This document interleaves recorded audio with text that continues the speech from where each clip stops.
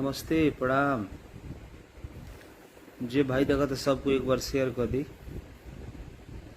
Pradeep Kumar ji hello.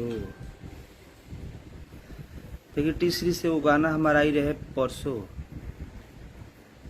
पूजा करीला, तो वो गाना के आप सब बहुत सारा प्यार दी। कल गाना छूटा रहे हमार सारे गामा भोजपुरी हमसे और सृष्टि म्यूजिक से,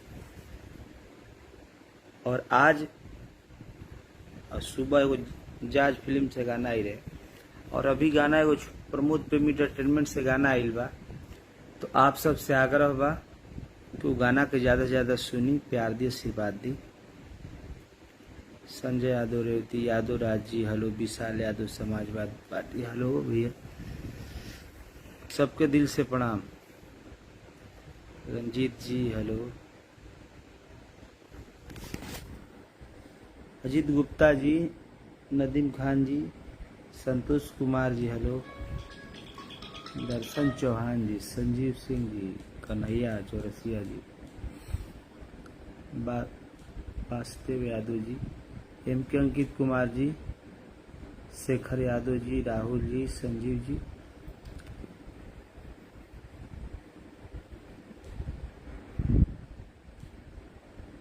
यादव गुलराज जी,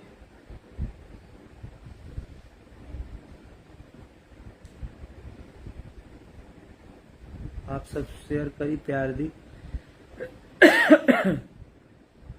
रंजीत यादव चौकी, क्या भाई, संतोष यादव जी, अनिल चौधरी जी,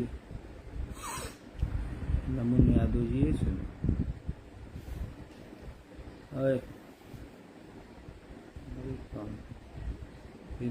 भीम जी यादव जी, दीपू दीवाना जी,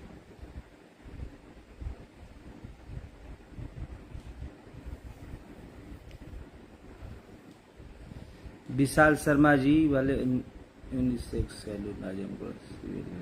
उमेश यादव जी, श्रवण चौधरी, महादेव भाई,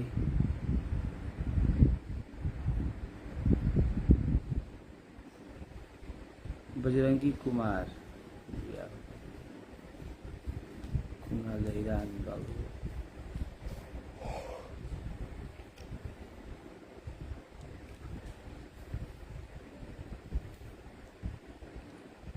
आज जो गाना छूटल बा प्रमोद प्रेमी एंटरटेनमेंट पर, जौन गाना मंजीत मधोसी जी का और आर्या का संगीत है,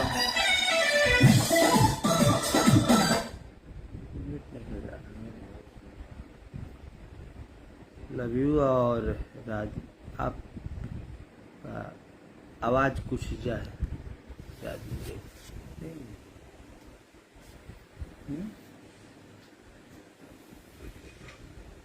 बबलू यादव जी बढ़िया बने भाई साहब। अमित यादव जी, सिंगर अंकित, आसिफ यादव जी, संजय यादव, रेवती,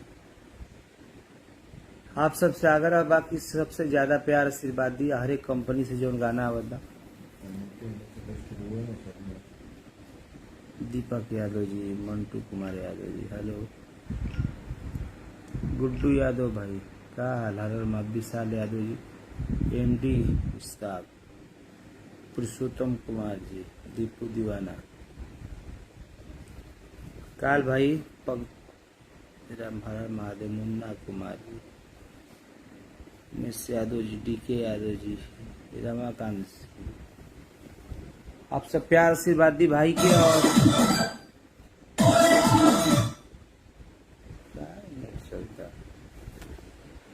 आप सब सुनी, प्यार दी, और जो भी गाना छूटल प्रमोद प्रेमी एंटरटेनमेंट से,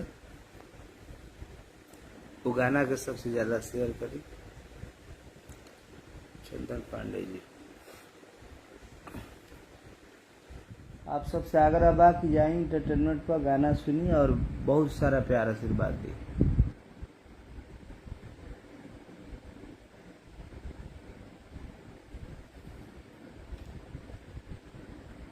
महादेव।